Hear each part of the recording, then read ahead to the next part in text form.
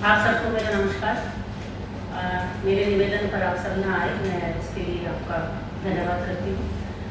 आज जो press conference बुलाई है उसमें जो भी पिछले दिनों बीजेपी ऑफिस में जिस प्रकार से मेरे साथ मारपीट हुई और कुछ चीज़ें उसमें ऐसी रही जो कि एक तरफा ही बातें चली, मैं आप सबको ये इस बात से अवगत कराना चाहती हूँ कि जो ये मारपीट हुई ये मेरे साथ पहली बार नहीं हुई।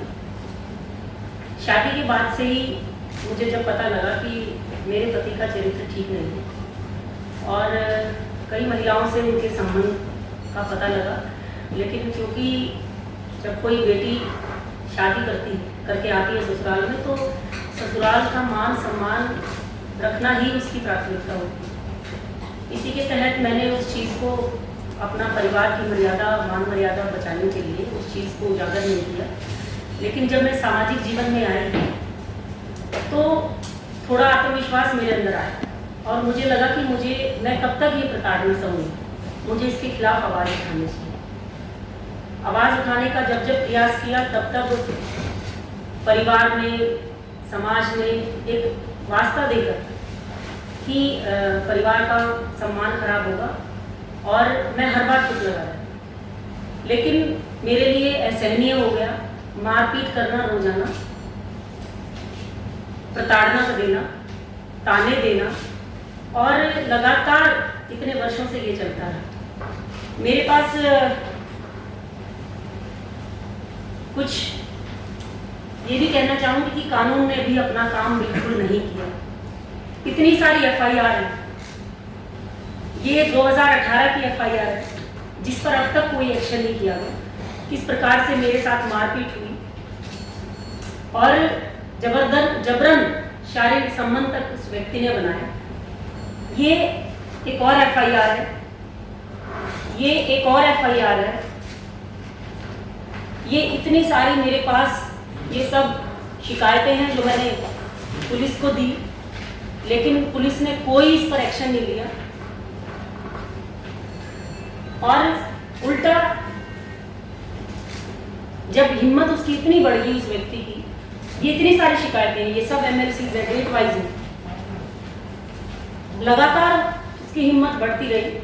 कुछ फोटोग्राफ भी हैं जो मैं आपको दिखाना चाहती हूँ। ये आप देख सकते हैं कि किस प्रकार से मेरे साथ मारपीट हुई। मैंने बार बार इसकी शिकायत पुलिस को की, लेकिन पुलिस ने अपना काम सही नहीं किया। क्या 21वीं सदी में हम जी रहे हैं और दिल्ली प्रदेश की बीजेपी की बेटी बचाओ बेटी पढ़ाओ प्रकल्प की आप देख सकते हैं अध्यक्ष रही, लेकिन उसके बावजूद अगर मुझ जैसी महिला के साथ इस प्रकार का व्यवहार हो रहा है तो आप स्वयं अंदाजा लगा सकते हैं कि इस प्रकार की जब मानसिकता के लोग आते हैं तो कहीं ना कहीं पार्टी की भी बदनामी होती है और व्यक्तिगत बदनामी तो होती है। क्या 21वीं सदी में सिर्फ पति के इर्द गिर्द रहना और उसकी प्रताड़ना सहना सही है? मैंने कई बार ये बात बताने चाही, लेकिन मेरी बात को अनसुना कर दिया।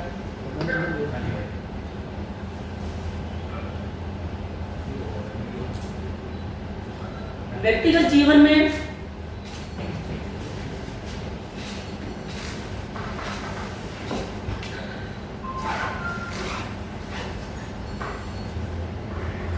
अगर किसी महिला के साथ कुछ गलत होता है तो पूरा समाज उसके हक में खड़ा होता है, लेकिन यहाँ मेरे साथ गलत हुआ और सजा भी मुझे ही मिली।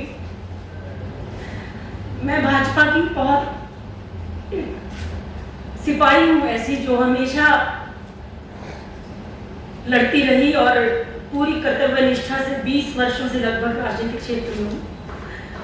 अपने काम का अपना जो भी काम मुझे दिया गया, जो भी जिम्मेवारी मुझे मिली, उसका मैंने पूरी ईमानदारी से पूरी निष्ठा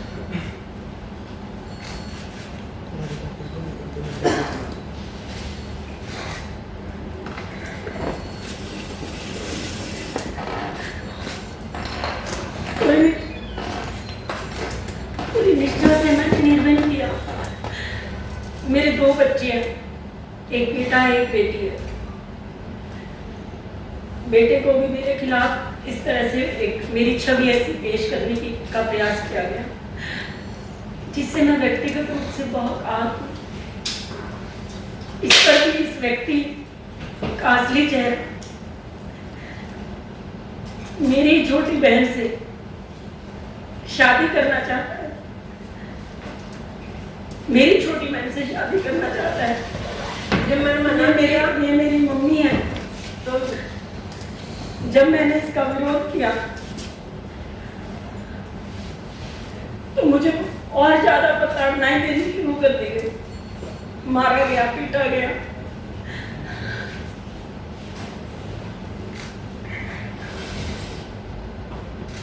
मना कर दिया बेटी की भी, तू तो पहले शादीशुदा है, मेरी बेटी का घर क्यों बर्बाद कर रहा है। कहते मैं अगर तू इसे छोटी से शादी नहीं करवाओगी तो मैं आपकी बेटी के ऐसे ही चरित्र को उंगली उठाऊंगा और ऐसे ही बदनाम करूंगा, ऐसे ही मारूंगा। मैं बेटी औरत में क्या कर सकती हूँ।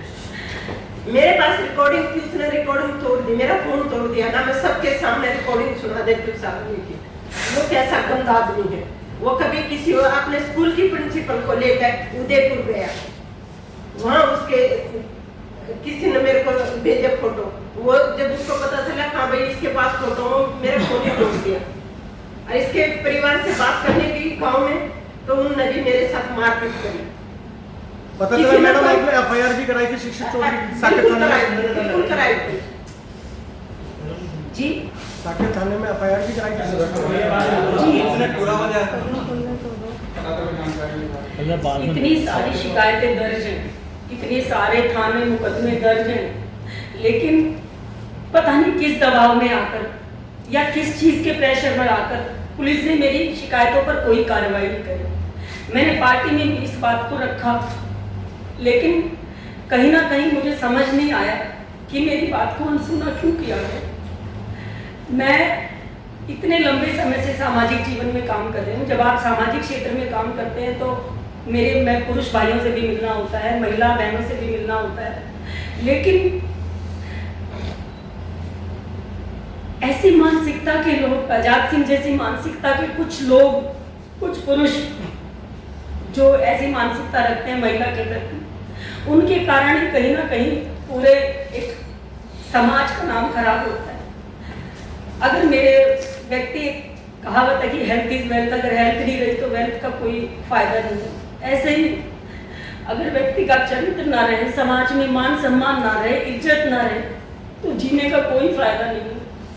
उस व्यक्ति ने मुझे इतना परेशान कर दिया, वो कहता है कि इतना परेशान कर दूंगा कि तू सुसाइड करने पे मजबूर हो जाएगी। मेरे परिवार ने उसको कई बार समझाना चाहा, और उस दिन आप लोगों ने देखा कि बीजेपी के मुख्यालय में सरेआम उसने मुझे किस प्रकार से लातों से मारा, थप्पड़ मारे, क्योंकि कहीं ना कहीं वो अंदर से कुंठित है, अंदर से असुरक्षित है। क्यों है, मुझे कारण समझ में चोट पहुंचाई। उस पे मुझे मेरा सम्मान वापस दिलाया जाए। मैं अपने पार्टी के नेतृत्व से ये अपील करना चाहती हूँ। जब मैंने इस चीज का विरोध किया कि मेरी बहन से शादी करना चाहता है, तो इसने तलाक का केस इसने फाइल किया, आजाद सिंह, क्योंकि वो तलाक चाहता है। वो कहता है कि मुझे दूसरी शादी करनी है हर हाल में।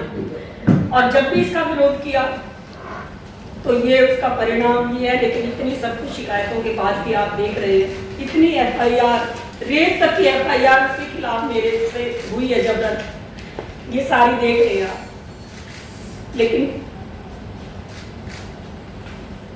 उस व्यक्ति का कुछ नहीं हुआ, और उसकी हिम्मत इतनी बढ़ गई कि उसने सरेआम बीजेपी मुख्यालय में सभी नेताओं के सामने भी मेरे साथ मारपीट की और अभद्र व्यवहार किया।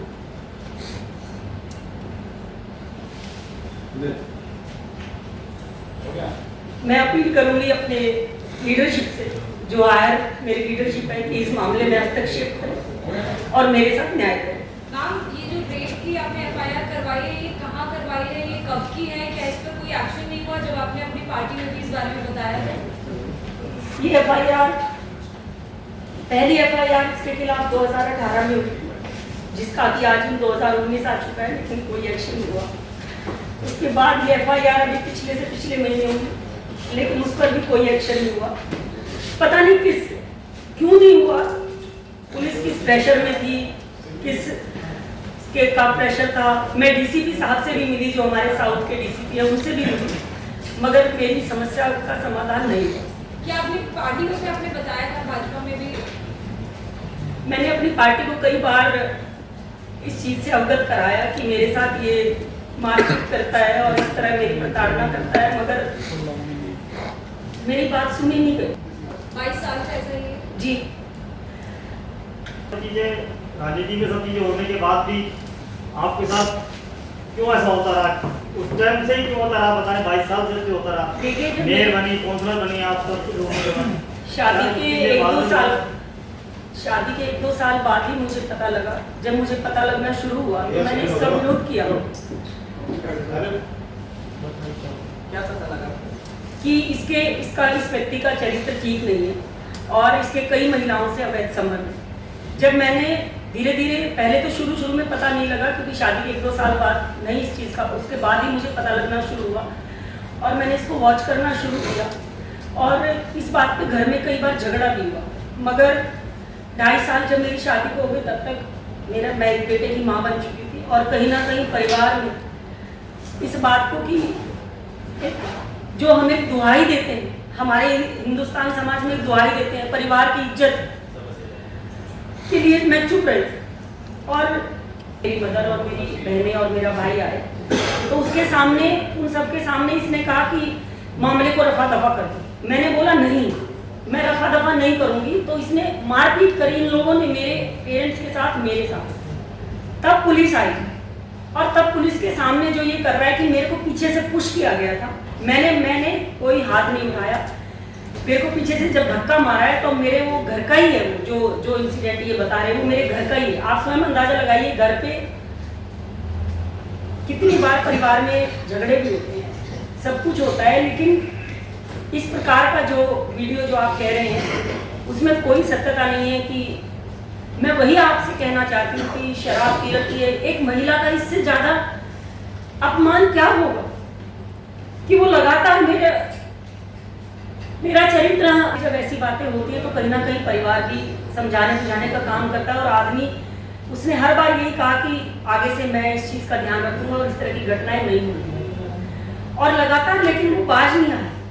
मारना, पीटना, प्रताड़ित करना, ईर्ष्या करना और एक तरह से क्या सामाजिक मेरी बदनामी थी। लेकिन जब पिछले साल ये घटना, तो बीजेपी मुख्यालय में तो अभी हुई, लेकिन मैंने एफआईआर पिछले साल कराई कि जब इसने, उसके परिवार वालों ने सरेआम मुझे मारा पीटा। एक घर में झगड़ा होता है, वो होता है, 10 तरह की बातें होती है, लेकिन बीजेपी मुख्यालय में 19 सितंबर को हुआ, लेकिन एफआईआर उससे भी पहले की। तो कहीं ना कहीं ये चीजें आप स्वयं इसको कोरिलेट कर सकते हैं। अच्छा मैडम, एक क्वेश्चन हो रहा है, जो आप राजनीति में आप अपनी मर्जी से आए कि आप पति के कहने से, कैसे आप राजनीति बीजेपी पार्टी में जुड़े?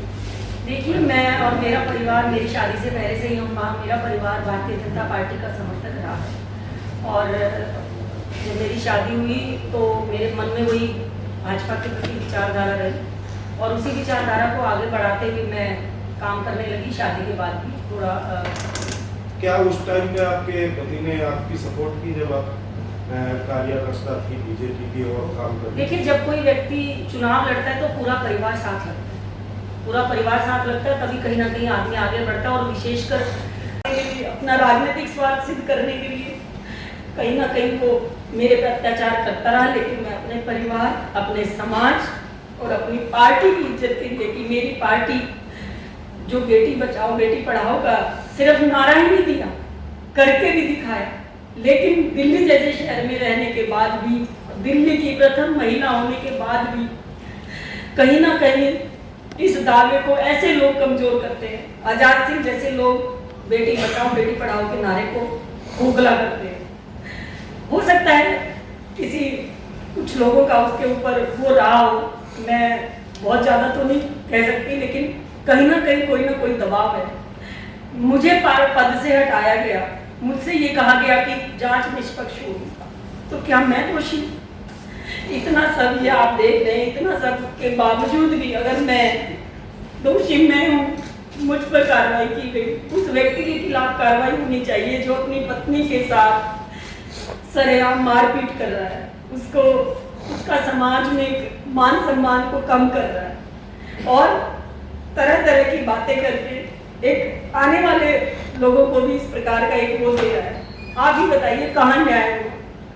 क्या मुझे अपनी लड़ाई नहीं लड़नी चाहिए?